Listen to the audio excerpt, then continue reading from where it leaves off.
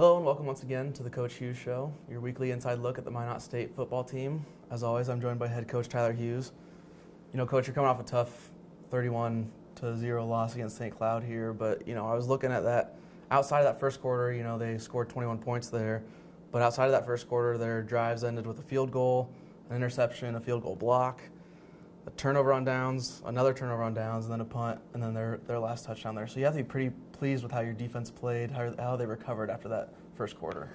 Yeah, the first quarter was rough, but they definitely responded, and you know they had just been struggling with some of the adjustments and getting aligned right early on, and we just had seen some formations, different personnel groupings, and we were just slow to really counter that and too slow. But at the same time, once the second quarter hit and they're on, our defense played really well over the next three quarters. They had played a couple of tough situations, a couple of quick change after turnovers. They had a couple of situations where they're not in favorable field position. So, you know, from quarters 2 through 4, our defense did do well. We would, of course, would like to start faster than we did. And you know, and what we really needed was our offense to kind of pick up the pace alongside our defense, and that never really happened. And so defense kept it as close as they possibly could after the first quarter. You know, and we talked a lot last week about how I feel like our defense did enough against Moorhead. So they definitely played better this week, but we still got to get better than what we did. Yeah, you talk about that slow start a little bit there, and, you know, this coming week is going to be the last game of the season, but so it might be a little bit late of a lesson to learn, but can they take away from that game and realize that they need to start faster and take away, you know, get in meetings and stuff and realize, you know, we need to warm up better, we need to get out there in the first quarter better? Yeah, I don't think you ever, you know, really get into this last week and just say, well, there's nothing more you can gain. I think there's definitely lessons that everyone can learn, players and coaches alike. It's something that we need to respond from and come off to a better start this week coming up than what we did last week. You know, and that's collectively for the whole team, you know, and coaches. So yeah, there's always value in everything we do. We got to get as much out of it as we possibly can. Hopefully we'll learn something and play better and coach better this week. Coming into this last week, it's a home game against your in-state rival, University of Mary, and it's a trophy game and everything like that. Is this kind of one of those games that is the reason that college football is so exciting? Yeah, I think so. You know, the rivalries in college football are what makes it really exciting. One of the things, anyway. We're definitely excited about our rivalry game. You know, they're only, you know, less than 2 hours down the road, so very close in proximity to us.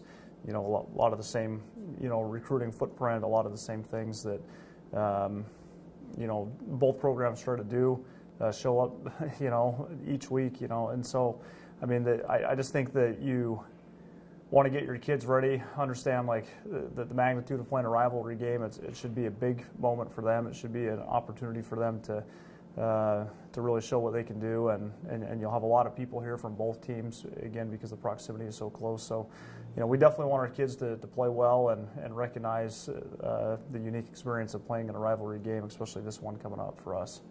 You know, in the history between these two schools, you know, it's a series that goes back to '88, and the record's 12-12 right now, so it's right there and tied evenly. And, you know, the players might not know all the history there, but, you know, in your 2 years here, really close loss and then really close win as well in overtime last season. So, you know, the players on this team, at least the ones that have been here for these last 2 years and been here for even longer than that maybe, know this rivalry. And do you think that they're excited and fired up for this week?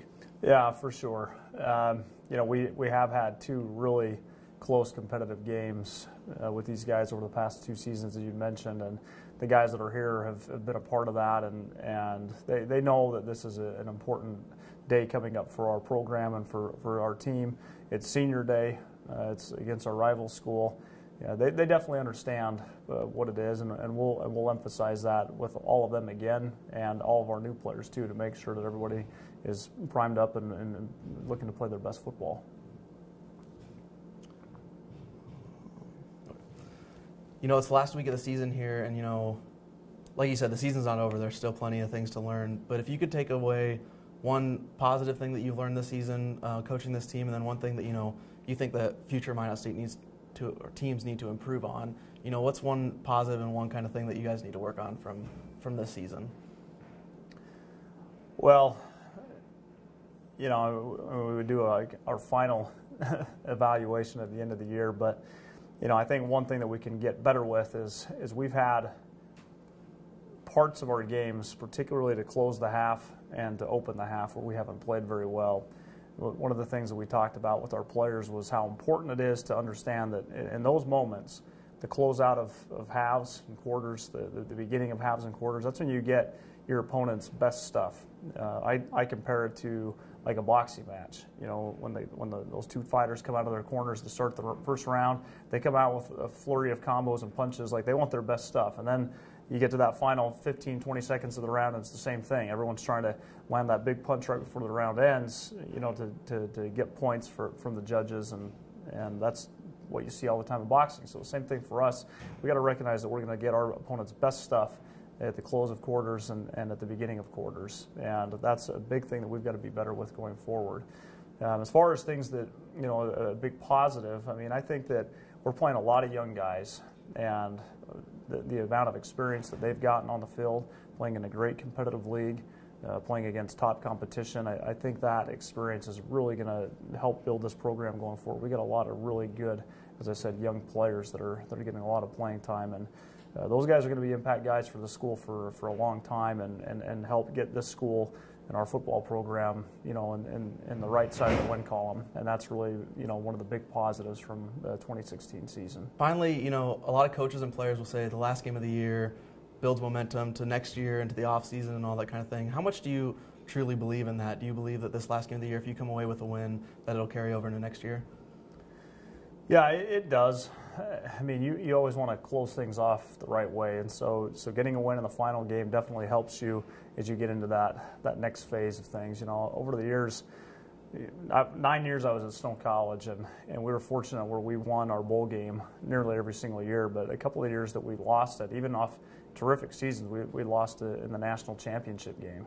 And it took us a couple of months to really start feeling like things were going to be okay, and it seems a long time to have a hangover, so to speak, but we definitely did, because you would work so hard and you had such a great year, but then you ended on a negative note, and so we definitely don't want to end on a negative note.